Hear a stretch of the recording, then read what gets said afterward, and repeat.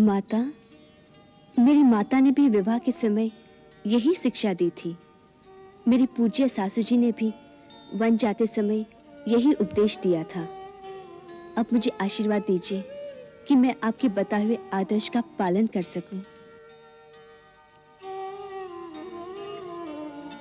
सीते, मैं अपनी दिव्य दृष्टि से देख रही हूं कि आने वाले समय में नारियां तुम्हारा नाम स्मरण करने से ही पतिव्रत धर्म पालन करने का बल प्राप्त करेंगी। इससे मुझे अपार संतोष होता है। मैं अपनी प्रसन्नता कैसे व्यक्त करूं? अपने अनूठे वचनों से नारी आदर्श की शिक्षा देकर ही आपने मुझे धन्य कर दिया है। पूज्य माता जी, आपका आशीर्वाद ही मेरे लिए अमूल्य निधि है। सीते, इस मिलन की स्मृति में मैं तुम्हें कुछ उपहार देना चाहती हूँ। मेरे पास दिव्य आभूषण, अंगराग, अनुलेपन और पवित्र परिधान हैं, जो मुझे देवताओं ने उपहार स्वरूप दिए थे। वो मैं तुम्हें देती हूँ।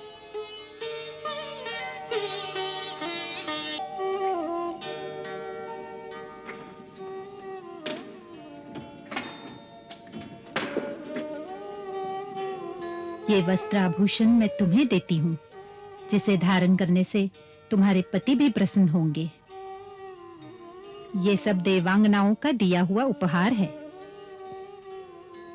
सुहागन स्त्री को अपने पति के सामने सदा सुंदर ही दिखना चाहिए।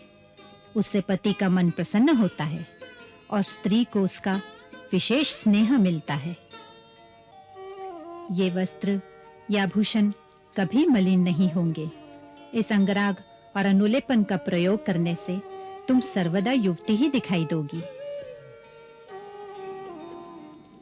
सीते, अब तुम ये वस्त्र और आभूषण मेरे सामने धारण करो, जिससे तुम्हें इस दिव्य परिधान में देखकर मुझे भी सुख मिले। हाँ सीते, ये सब कुछ तुम्हारे लिए है। तुम इसे धारण करो।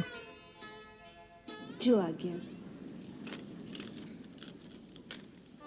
देवी, सीता को अपने कक्ष में ले जाओ। इनका सत्कार करो तथा विश्रांति प्रदान करो। सीते, विश्व वंदनीय महासती अनुसुईया के दर्शन के लिए देवता भी तरसते हैं। ये वही परम तपस्विनी हैं जिन्होंने एक समय, जब 10 वर्ष तक वर्षा न होने के कारण यहां की धरती दग्ध हो रही थी, तो अपनी घोर तपस्या से गंगा को प्रसन्न किया और उसकी एक धारा को यहां चित्रकूट तक ले आई, जो पवित्र मंदाकिनी के नाम से प्रसिद्ध हुई।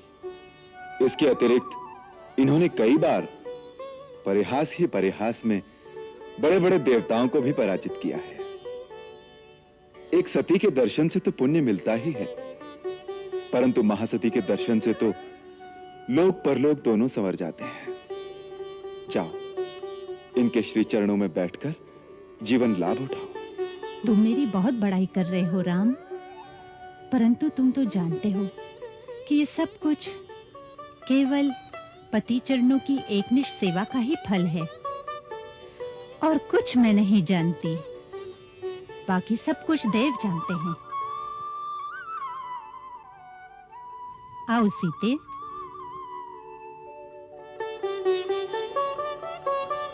पधारो।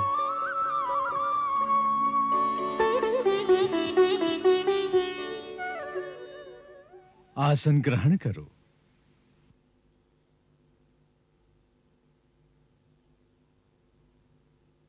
राम, हमें बहुत दिनों से तुम्हारी प्रतीक्षा थी। तुम्हारे चित्रकूट में आगमन का पता चला तो हम इसी आशा में थे कि तुम इस आश्रम में अवश्य आओगी। आज तुम्हारे आने से यह आश्रम धन्य हो गया। यह तो आपकी उदारता है भगवान, जो आप अपने सेवक का मान बढ़ा रहे हैं। मुझे इससे पहले ही आपके दर्शनों को आना चाहिए था। इस देरी के लिए क्षमा करें। आज हम इन पावन चरणों में बैठकर धन्य हो गए। राम, संपूर्ण प्रभुता पाकर भी तुम इतने विनम्र हो, इसी से तुम समस्त प्राणियों का मन मोह लेते हो।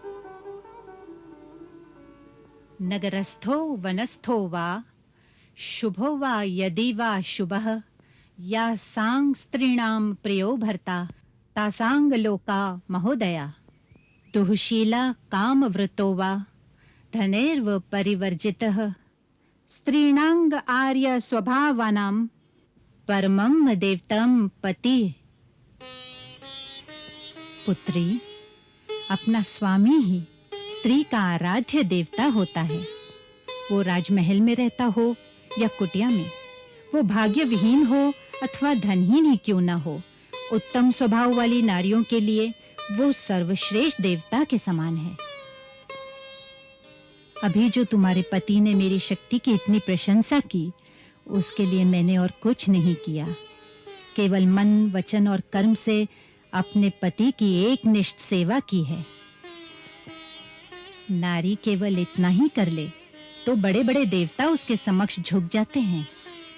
देवता कई प्रकार से नारी की परीक्षा करते हैं, कई प्रकार का प्रलोभन भी देते हैं, परंतु जो नारी अपने धर्म पर अडिग रहती है, तो देवता तो क्या, सारी सृष्टि का विधान उसकी आज्ञा के अधीन हो जाता है। मैंने अपने जीवन में यही अनुभव किया है। पति से बड़ा हितकारी, मित्र और बंधु और कोई नहीं होता। वही नारी को दोनों लोकों में सुख पहुंचाने में समर्थ होता है। सीते, मुझे ये जानकर बड़ी प्रसन्नता हुई कि तुम अपने बंधु बांधवों को छोड़कर, राजमहल का सुख त्याग कर वन में जाते हुए अपने पति का अनुसरण कर रही हो। सुख में तो सभी साथ देती हैं, परंतु विपत्ति में जो साथ दे वही अर्धांगिनी है। सीते, मित्र और नारी की सच्ची परीक्षा आपातकाल में ही होती है। धीरज धर्म मित्र और नारी, आपातकाल परखिए चारी। एकै धर्म एक व्रत नेमा, काय वचन मन पति पद प्रेमा। काय वचन मन पति पद प्रेमा। माता, मेरी माता ने भी विवाह के समय यही शिक्षा दी थी। मेरी पूज्य सासू जी ने भी वन जाते समय यही उपदेश दिया था। अब मुझे आशीर्वाद दीजिए कि मैं आपके बताए हुए आदर्श का पालन कर सकूं।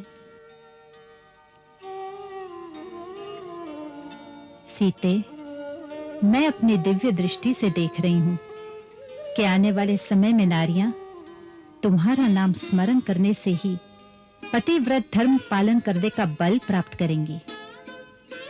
इससे मुझे अपार संतोष होता है।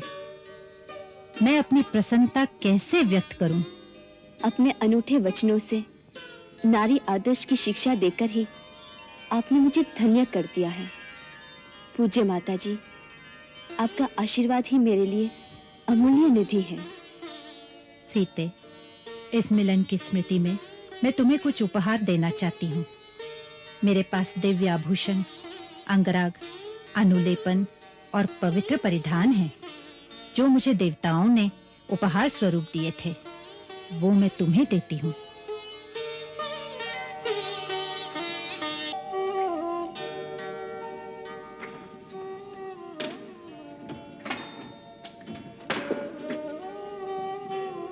ये वस्त्र आभूषण मैं तुम्हें देती हूँ, जिसे धारण करने से तुम्हारे पति भी प्रसन्न होंगे। ये सब देवांगनाओं का दिया हुआ उपहार है। सुहागन स्त्री को अपने पति के सामने सदा सुंदर ही दिखना चाहिए। उससे पति का मन प्रसन्न होता है और स्त्री को उसका विशेष स्नेह मिलता है। ये वस्त्र या आभूषण कभी मलिन नहीं होंगे। इस अंगराग और अनुलेपन का प्रयोग करने से तुम सर्वदा युवती ही दिखाई दोगी। सीते, अब तुम ये वस्त्र और आभूषण मेरे सामने धारण करो, जिससे तुम्हें इस दिव्य परिधान में देखकर मुझे भी सुख मिले। हाँ सीते, ये सब कुछ तुम्हारे लिए है, तुम इसे धारण करो। जो आज्ञा।